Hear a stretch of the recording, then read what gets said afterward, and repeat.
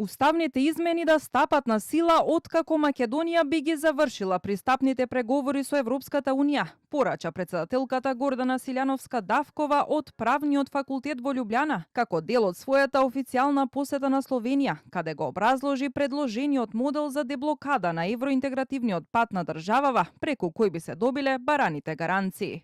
Нашето соломонско решение е доколку ги направиме измените и тие на вистина бидат последни, да стапат на сила откако ќе ги завршиме преговорите. Ние не бегаме од вето, но тоа да биде врзано со копенхашките критериуми, а не со идентитетски прашања.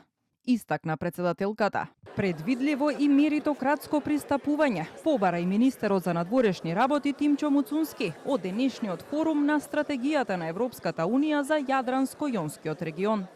We have reaffirmed EU enlargement as a geostrategic priority, essential for peace, stability and prosperity in our region. We have supported a credible, merit-based and predictable accession process. Од форумот, генералниот секретар на Јадранско-Јонската иницијатива, Джовани Кастеланита, ја повика ЕУ да ги разгледа гласањето со квалификувано мнозинство и постепеното интегрирање, како клучни елементи во надминување на неизвестноста во проширувањето, за која тој посочи дека создава фрустрации и ја ослабува довербата кон ЕУ.